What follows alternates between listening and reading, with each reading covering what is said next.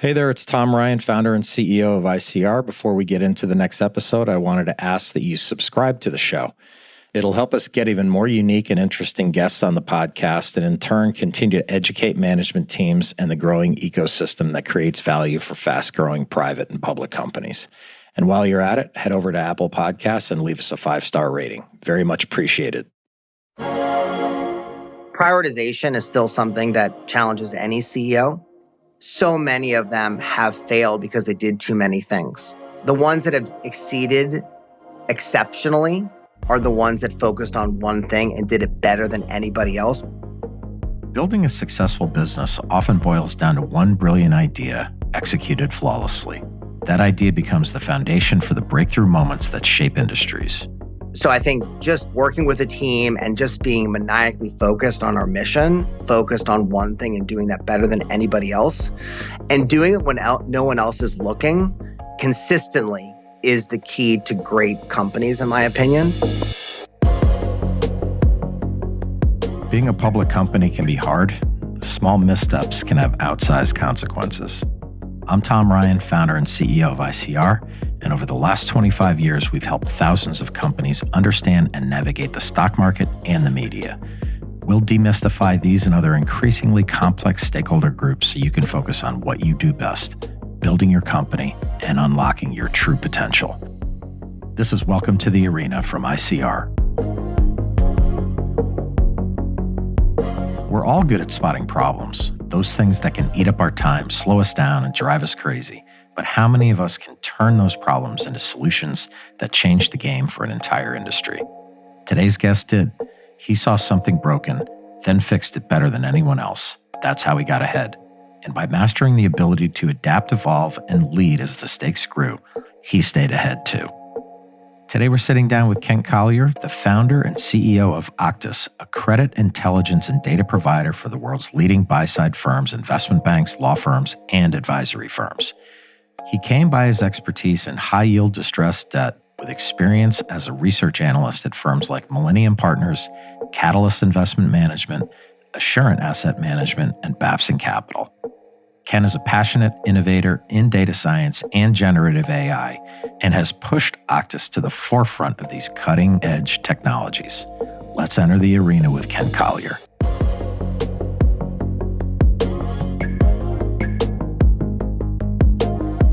What gap did you see in the marketplace that led you to found the company?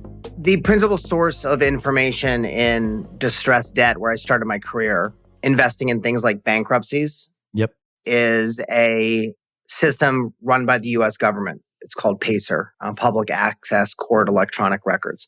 And as you would expect, a system run by the U.S. government is not going to be the most efficient system. And I was getting just drowned in data. And there was no way to sift through it. There was no way to organize it. There was no way to get timely updates on it. And the idea that I really originally had for Octus was to build effectively an integration layer over PACER so my clients and myself, who was using the system, would never have to access PACER. We built that working prototype in the summer of 2012, and I showed it to 5 of my friends in the industry. And they said, this is going to completely change the way that investing is done inside of credit. And that was sort of the first leg of the stool. And from there, we kept asking people, hey, what do you do 15 minutes before logging on to Octus? And what do you do 15 minutes logging after Octus? And we just kept building mindshare and building applications and technology to the point where we do effectively everything inside a front office credit professional's workflow today. So starting from this one germinative idea, and we did an incredible job of that idea. Wall Street does not use PACER anymore. They use our service, to building this full suite of applications that really touches all parts of everyone's workflow. Yeah. And look, that's only 12 years ago, and that's pretty quick, but the company has really scaled. What's the state of the company today, like kind of size and scale and customers? It's a big operation already. Yeah, we're north of 200 million of ARR. and north of 600 employees. The first year we were 4 million of ARR, the second year 12, 18, 25. I can go all the way every year, including the end of last year. Yeah. What we do is we provide a tremendous amount of value to our clients. Our clients are some of the most profitable people on Wall Street. They're lawyers, they're bankers, they're advisors, they're buy side, they're hedge funds.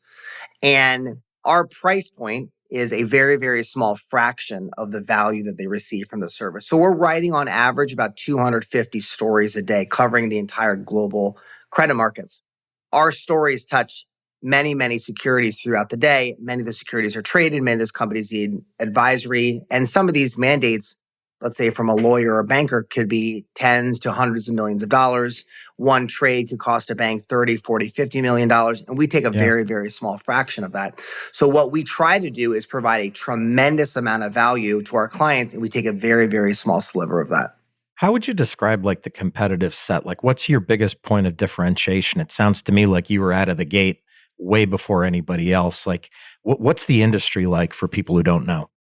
I mean, you can talk about the large data providers in technology like Bloomberg, Refinitiv. We obviously compete with them in some aspects. We don't have all of the data sets that Bloomberg has, but we have very specific data sets that are unique to our subscribers. And we have the most set of data on that, the most comprehensive set of data. So to give you an example, when a company files for bankruptcy, for instance, they need financing called a debtor in possession financing. We have the largest database of every single data point going back almost 15 years now. It's almost impossible to recreate that database. That's on the sort of the larger end. We compete with other providers on the sort of editorial and intelligence side. But at the end of the day, what we're doing is we're providing what we think is the best, most comprehensive information on all aspects of credit, not just distressed debt, from new bonds, new offerings, earnings, et cetera, et cetera. So in that regard, we're competing with things like Wall Street and publishing analysts. But generally speaking, our differentiating factor is we provide not just the content and the data, we also provide all the workflow and technology behind that, right? So if you need to screen data, if you need to query data, if you need to build technology off of our APIs, we do all that as well. Yeah, that's huge. I mean, most people just want to dump data all over you, but the reality is to be able to manipulate it and be able to draw conclusions and take actions is really key.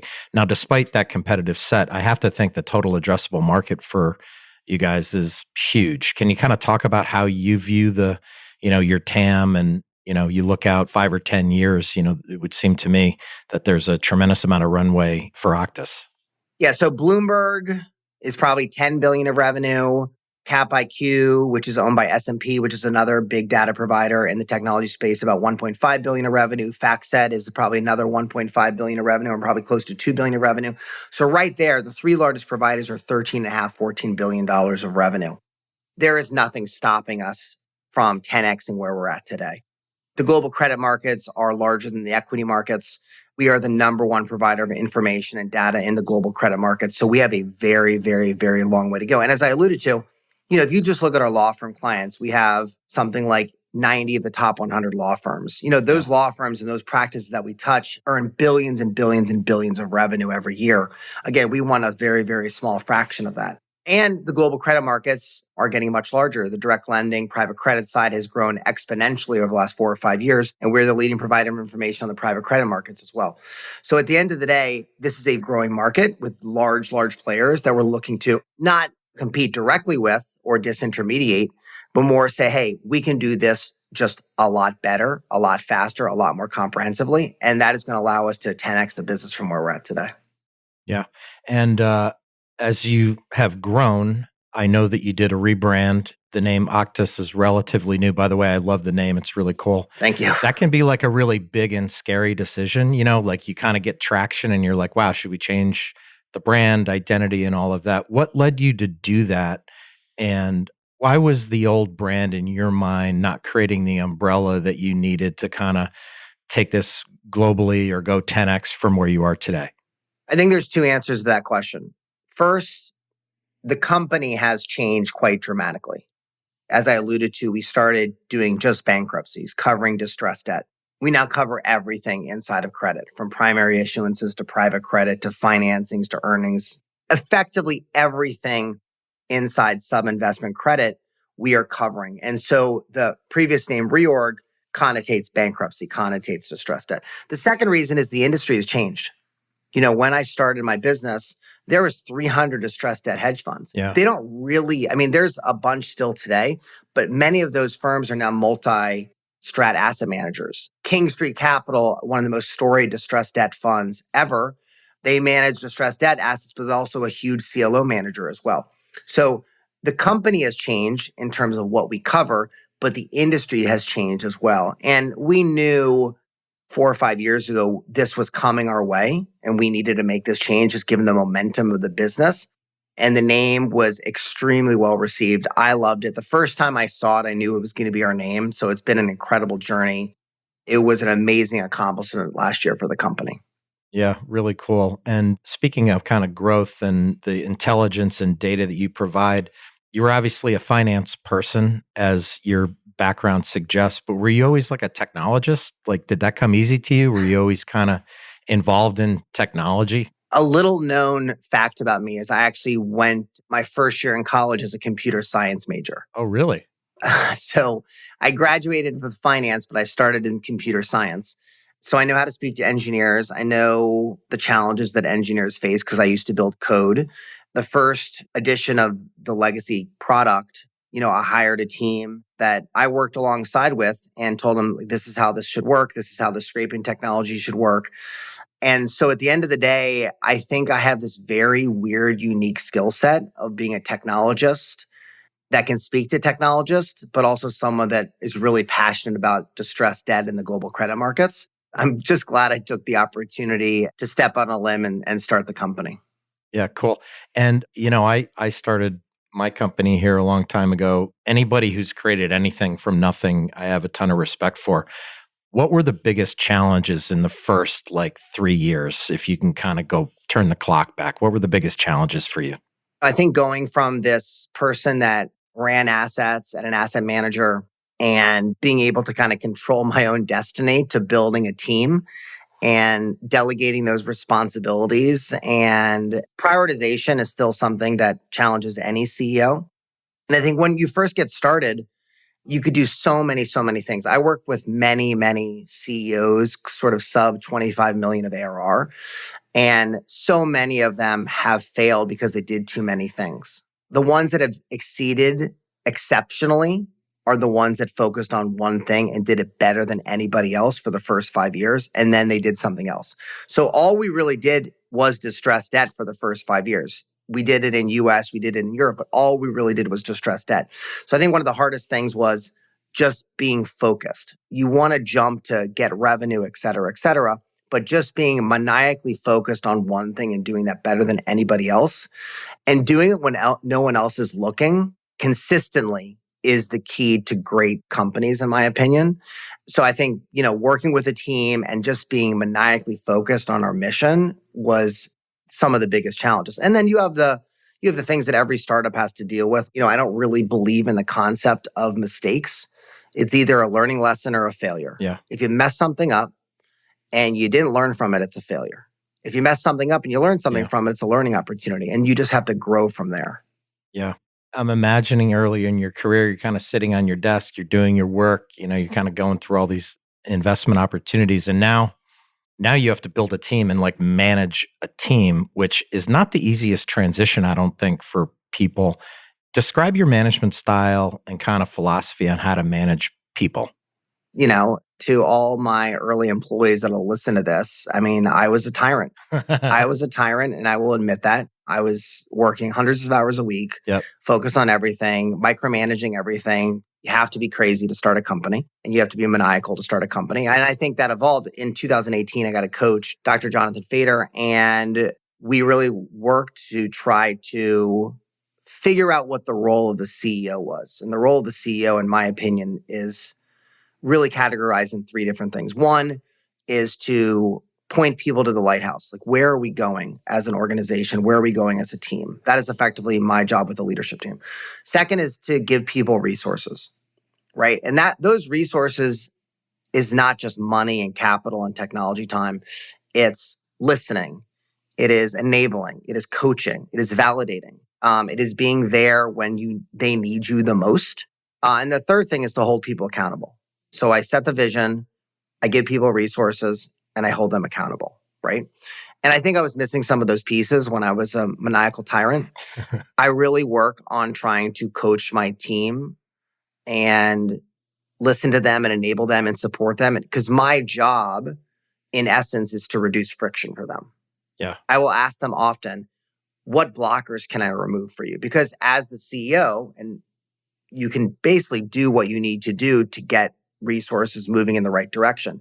So I'm asking my team often, what friction can I remove for you to make you go faster? We have this concept of a flywheel at the company, and the flywheel is very simple, right?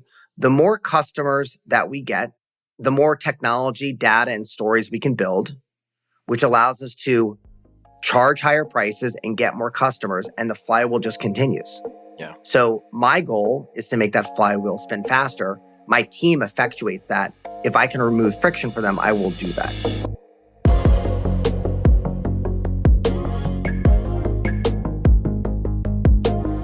AI is a topic on everybody's mind these days, and in business, it can feel like if you're not ahead on AI, you're already behind.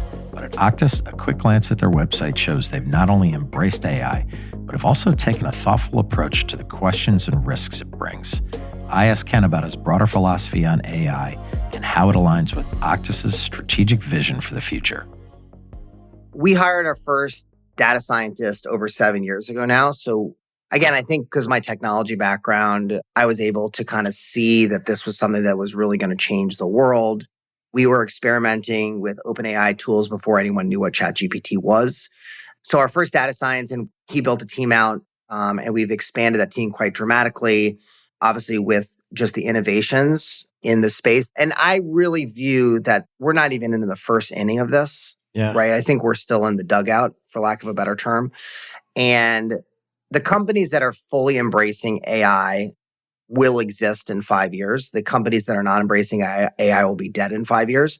And that's just because you're going to be able to reproduce effectively most applications, tools, technology, workflow at 1/100th of a cost in 5 years. Right. Any kind of white collar job, a lot of those jobs are at risk over the next 5 years. Peter DiMartinez says this analogy, so I'm going to steal it from him. Imagine you discovered an undiscovered island with 100 billion people on it that will work for you for free, 24 hours a day, 7 days a week, 365 days. That is basically AI, right? And that one island is for your entire company. Yep. We think about every process that we're doing. How can it be improved with AI? How can it be augmented? How can it be faster? Can we take a 5-minute process that humans are doing and turn it into 1 second with artificial intelligence? And there are some skeptics that say, hey, listen, the technology is not there yet. I promise you the technology will be there in a year or two. And so it's hard to be a naysayer. I think we have to accept that it is coming, and we have to augment our workforce and really supplement them. And we're going to continue investing in it. We have a product called Credit AI, which is our own GPT based on all of our content. We're expanding quite dramatically. We're adding more and more data sets to it, because at the end of the day, how humans are going to interact with information is going to change dramatically as well. You're already seeing what's happening with Perplexity, which is, I think, one of probably the first real potential Google killer that's existed in the last 20 years. People are just interacting with search differently. People want to access information differently. They don't want to do SQL queries. They want to actually have natural language queries. So you have to adapt all of your technology, both the front-facing technology, but also the back-end technology and the way your workflow works for this to actually work out. But again, if I talk to CEOs and they are not fully investing in this, they're dead in 3 years. This is the last thing I'll say here. I think the CEO's principal job right now in this stage and age of technology is to be the company's chief AI officer. Now, I know companies hire chief AI officers, and I understand that. But if you as CEO are not also your company's chief AI officer, you're doing your company a huge disservice. Yeah, completely. I mean, the billions and billions of dollars going into it too. So, I mean, what you're saying seems to be consistent with every smart person that I've talked to in terms of AI. It's coming, and it's coming pretty quickly. And kind of switching gears to the market and kind of looking out to 2025 and 2026, what do you think happens in private equity? What are your expectations for the year? Do you think we're going to start seeing kind of some of these portfolio companies and assets being sold. The capital markets seem to have been a little locked up for the last 3 years. What's your take on that? I think there's an inevitability that there is going to be more assets sold in private equity. You saw a lot of continuation vehicles. And for the audience, continuation vehicles are funds that are set up to basically take existing private equity assets and hold them for longer. Yeah. So you saw a bunch of continuation funds in the second half of last year, especially from 2018 and 2019 vintage funds. But there is an inevitability that private equity needs to sell assets.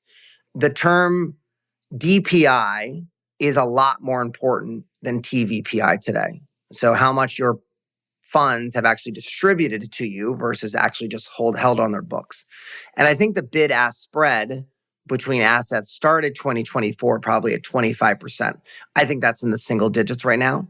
And because financing has come down quite dramatically, spreads are at a 40-year low, you can probably make some of the math work. So I definitely think you're going to see more assets sold, I think, from private equity. I think you're going to see a number of corporations spin off some assets into private equity. There's been a lot of money raised in private equity. Yeah. There's been a lot of money raised in private credit to support the equity tranche of a lot of those deals. And investors want their money back, right? They want their money back. And if you're looking at an equity market that is just absolutely ripped over the last 2 years, it's going to be hard for pensions, endowments to continue allocating to private equity when they're getting a better, more liquid return in the public markets if the private equity funds are not returning capital. So I think you're going to see a huge, huge year for asset sales inside private equity. I also think with an administration that is more apt to approve mergers, because obviously the FTC under Lina Khan was against basically most mergers, I think you're going to see a lot of M&A as well. Yeah. And when M&A happens, generally speaking, more private equity happens as well. So I think the trend is pointing to a lot more assets being sold this year. Yeah, it's exciting. From what I see in my perch, we are seeing a lot of activity, particularly IPOs, which have been dried up for the last few years. Switching to kind of Octus growth, what markets are the most ripe for expansion? Are you kind of going deeper into those core customer verticals, or are you also, expanding geographically? And, like you said, you have a 10x opportunity from here. How do you kind of reconcile that X M&A for now? Yeah. So we're global now. So there's no expanding globally more. It's more, we have 18, 19 products right now, right? Our average customer has 4.1 of our products. Right? So we are going to go deeper inside of our client base. In terms of markets that are poised to grow, obviously private credit is a huge space. We're touching more and more clients than ever before. We would never really talk to the structured credit investors. They're buying our new services right now. We weren't previously never talking to the financing groups at private equity. They're all buying our services now. So it's a combination of selling more to our existing install base, but also rolling out new products and features and functionalities that touch a new TAM. Right? The private equity market was never really an established TAM for us, but now more and more of those funds are buying our services. Listen, the credit markets are huge. And one of the aspects of the DNA of this company is that we are really, really good at all things credit. And so again, I'm going to continue asking the question, what do you do 15 minutes before Octus and what do you do 15 minutes after Octus? And I'm going to continue expanding into those workflows, right? But I think if you had to ask me one place the company's going to continue to invest in, it's going to be private credit. Yeah. And then M&A, I know you have been active there. What's your philosophy on M&A? What do you look for? How do you think about inorganic growth kind of over the next 5 years or so? I mean, some of our acquisitions that we've made in the past were based on data sets we could never get before. We bought a company in 2018 that had access to data that is literally gone. You cannot recreate that data now. Octus is a company that's growing extraordinarily fast with very high margins. People talk about a rule of 40 company, or we're way, way above a rule of 40 company. Yeah. And so buying quality is difficult for us. It's hard to find a company that is as good as Octus from just a margin growth standpoint. Yep. So we try to buy functionality. We try to think about what technology, what data can we not rebuild, or can we not build in an as efficient manner? And then we'll go attack that target. When we first started to get into Asia, we did an acqui-hire with a company called Dai1 because they had an established presence in China. It was just taking us too long to build our process and workflow inside China.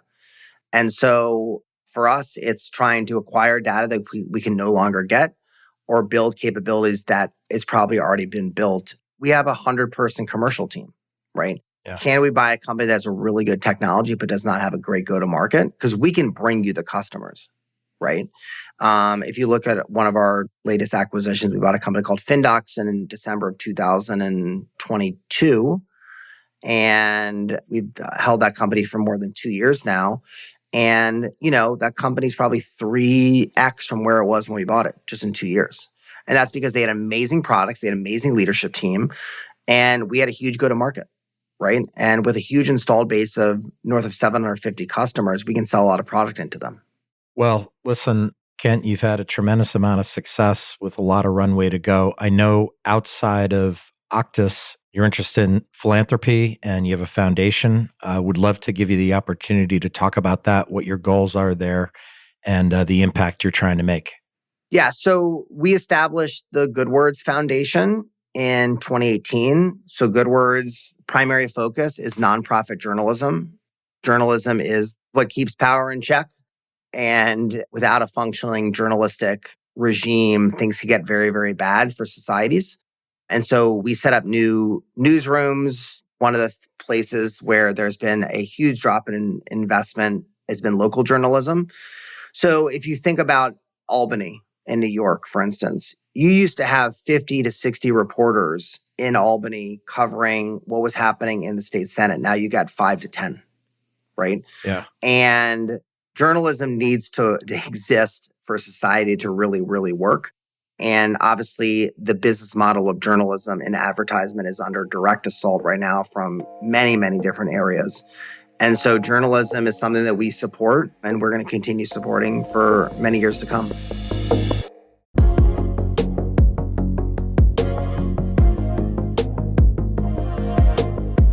"12 years ago, Kent identified a market gap and didn't just fill it. He redefined how Wall Street engages with data.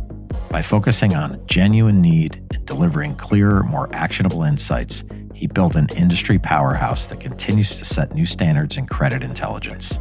In a field where complexity is the norm, he proved that simplicity isn't just achievable, it's a powerful strategic advantage." At Welcome to the Arena from ICR, we're working really hard to bring you exciting guests and great content. If you found this episode insightful, please subscribe to the show on your podcast app and leave us a 5-star rating. The more the show grows, the more interesting voices we can have on the podcast, and in turn, that should demystify a lot of the stakeholders around public companies and soon-to-be public companies. Thank you so much for listening.